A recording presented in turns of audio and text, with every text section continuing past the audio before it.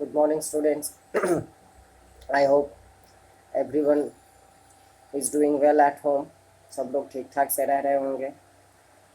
हम लोग चैप्टर 3 पढ़ रहे थे। We were in the middle of the story. दो स्टोरी इसमें एक्चुअली थ्री स्टोरीज हैं, जिसमें से कि दो हमने पढ़ लिया था। एंड एज सच फेबल क्या होता है ये हम आपको बता चुके हैं। स्टोरी जिसमें कि एनिमल जो है वो ह्यूमन बीइंग की तरह बात करते हैं, बिहेव करते हैं, और हर एक फेबल से कुछ ना कुछ मोरल लेसन हमको सीखने को मिलता है।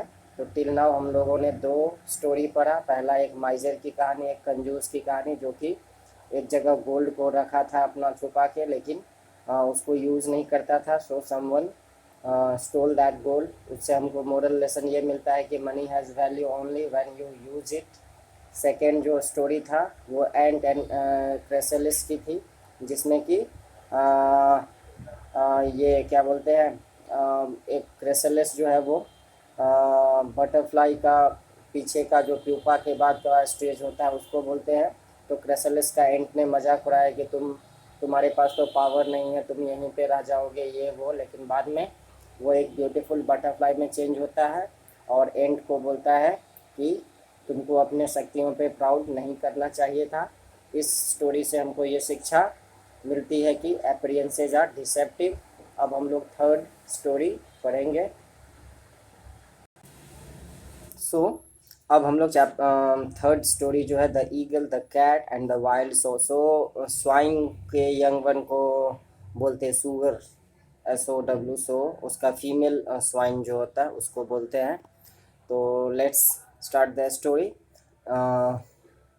An eagle made her nest at the top of a lofty मतलब काफ़ी ऊंचा oak tree. A cat, having found a convenient सुविधाजनक hole, moved into the middle of the trunk, and a wild sow with her young took shelter in a hollow at its foot.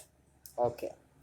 An eagle made her nest at the top of a lofty oak, ऊंचा एक okay पेड़ के top पे उसने nest बनाया eagle ने। एक cat जो कि उसको कन्वेनियंट होल मिला, moved into the middle of the trunk. वो जो है कैट जो है उस ओक ट्री के ट्रंक के मिडिल में जो है उसको रहने के लिए जगह मिल गई। तो the cat move there and a wild sow, एक स्वाइन जो है, वाइल्ड स्वाइन जो है विथ हर यंग, अपने बच्चे के साथ, took shelter in a hollow at its foot. यानी कुल मिला के उस पेड़ पे तीन जगह पे तीन अलग अलग जानवर रहते थे। टॉप ऑफ द ट्री में ईगल रहता था, मिडिल ऑफ द ट्रंक जो था उसमें होल में कैट रहता था, एंड फुट में यानी रूट के पास एक वाइल्ड सॉ रहता था। The cat cunningly resolved to destroy this chance-made colony.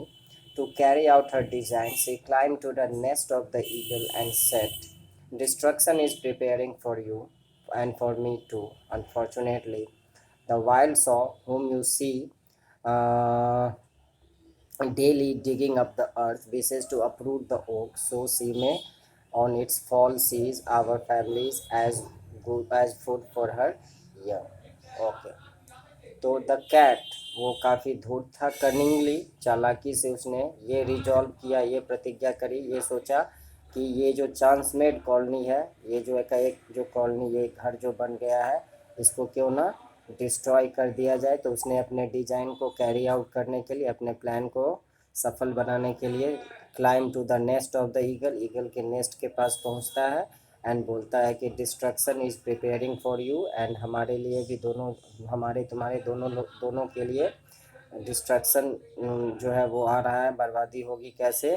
तो जो वाइल्ड सॉ शुगर जो कि रूट में है, जो कि डेली जिसको तुम देखते हो अर्थ को डिगअप करता है, वो चाहता है कि इस तरह डिगअप कर करके वो जो है ओक ट्री को अपरूट करने के लिए सोच रहा है। सो सी में ऑन इज फॉल, जिससे कि वो अपरूट होके गिर जाएगा। तो उसका जो फॉल है, वो जो गिरेगा, उससे हमारे फैमिली को वो सीज करके as food for her young, अपने यंग वन के लिए फूड का जुगाड़ कर सके।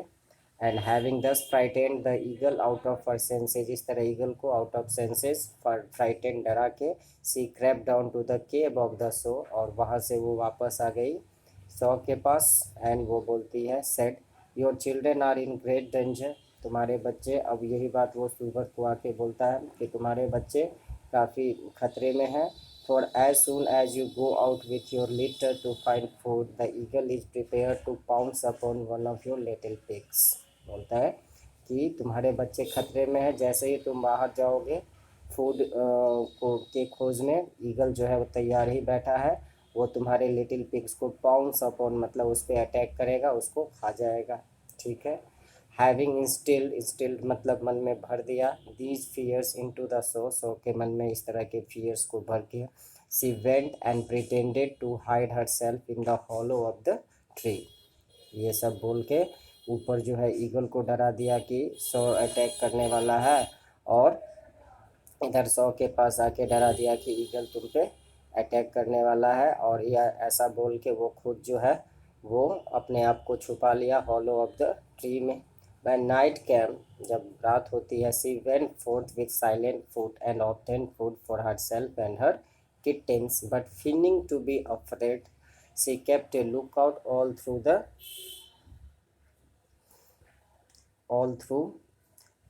day. Okay. तो जब रात होती है, she went forth with silent foot, दबे पाँव से, एंड ऑप्टेन फूड, अपने लिए और अपने किटन के लिए, बच्चे के लिए फूड ऑप्टेन किया उस कैट ने। But feeling to be afraid, feeling to be afraid का मतलब ऐसा प्रिटेंड किया, ऐसा दिखाया कि वो काफ़ी डरी हुई है।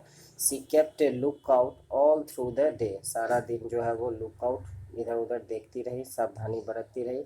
मीन वाइल, इस बीच eagle full of fear of the sow, इस बीच जो ईगल था जिसको कि सौ के से काफ़ी डर था, set still on the branches, वो अभी भी ब्रांच पे स्टिल स्थिर होकर बैठा था। And the sow terrified by the eagle didn't dare to go out from her cave, और इस तरह सौ जो है वो भी डरा हुआ था ईगल से, कि उसको बोला था कैट ने कि जैसे ही तुम बाहर जाओगे ईगल तुम्हारे बच्चों को खा जाएगा, तो वो भी डर से जो है अपने केव से बाहर नहीं निकली। एंड दस, और इस तरह they both along with their families, और इस तरह दोनों ही डर के मारे बैठे ही रह गए, और इस तरह दोनों ही अपने फैमिली के साथ पेरिस्ड फ्रॉम हंगर, पेरिस्ड मतलब ख़त्म हो गए, मर गए भूख के कारण। And afforded ample provision for the cat and her kittens, और इस तरह जैसे उनकी दोनों की डेथ हुई फैमिली की, तो कैट को ample provision, afforded ample provision का मतलब कैट को काफ़ी अच्छे खासे मात्रा में फूड मिल गया अपने लिए और अपने बच्चों के लिए। तो इस कहानी का लेसन ये है कि र्यूमर्स में, गॉसिप में बिलीव नहीं करना चाहिए, कानों सुनी बातों पे हमको भरोसा नहीं करना चाहिए, फैक्ट चेक डबल चेक करना चाहिए, तभी जाके कोई स्टेप उठाना चाहिए। अब देखिए कैट ईगल को जाके झूठा बोल दिया कि सौ तुमको मारना चाहता है, सौ को जाके बोल दिया कि ईगल तुमको मारना चाहता है। दोनों ने उसके बात को बिलीव किया, यानी झूठी बात को बिलीव किया, जिसके डर से वो घर से अपने अपने होल से, केव से निकले ही नहीं। नतीजा ये हुआ कि दोनों ही फैमिली भूख से मारी गई, और कैट को अपना खाने के लिए अच्छा व्यवस्था हो गया। तो इसीलिए बोला जाता है do not believe in gossip, gossip पे भरोसा ना करें। ठीक है। तो दैट वाज द स्टोरी। तो इस तरह 3 स्टोरीज थे, तीनों ही स्टोरी में 3 हमको लाइफ लेसन मिले। ठीक है। पहला स्टोरी में ये हमको सीखने को मिला कि money has value only when you use it. Second story में हमको ये लेसन मिला कि अपीयरेंसेस आर डिसेप्टिव, जो दिखता है उस आधार पे आप जजमेंट ना करें। थर्ड स्टोरी में हमको ये लेसन मिला कि गॉसिप पे हमको बिलीव नहीं करना चाहिए। ठीक है। अब इसका एक्सरसाइज है, क्वेश्चन आंसर है। Let's see, name the characters from the lesson that can be describe with the words given below. अभी जो आपने लेसन पढ़ा है उसमें से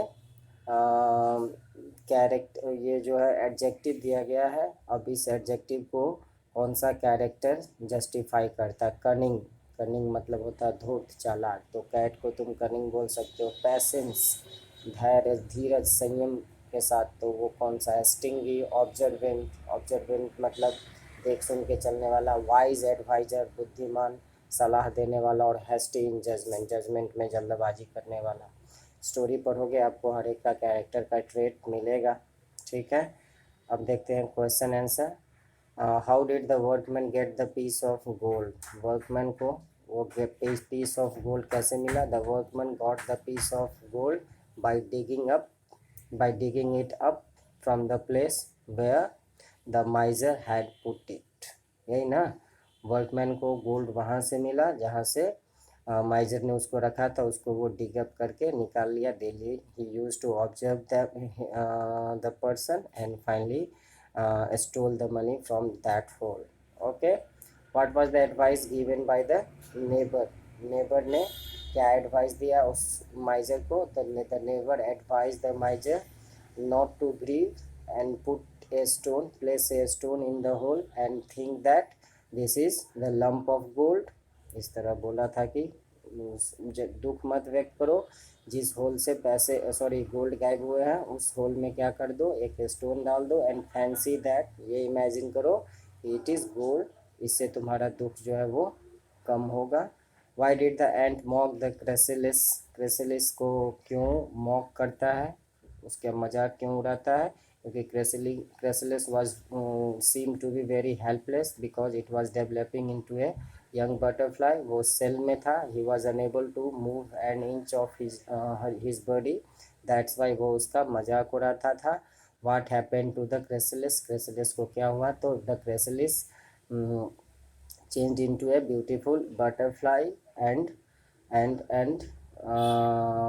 to the ant and told him not to take pride in whatever he was. In what way did the cat cheat the eagle and the saw? eagle and saw को कैसे cheat किया? तो eagle को उसने बोला कि सौ तुमको मार देगा, सौ को बोला ईगल मार देगा, इस तरह दोनों को मैनिपुलेट कर दिया एंड चीट किया। ठीक है, अभी जस्ट पढ़े हो। अच्छा, fill in the blanks with suitable words from the bracket, bracket में कुछ वर्ड्स दिए गए हैं, उसको आपको सूटेबल ये से भरना है।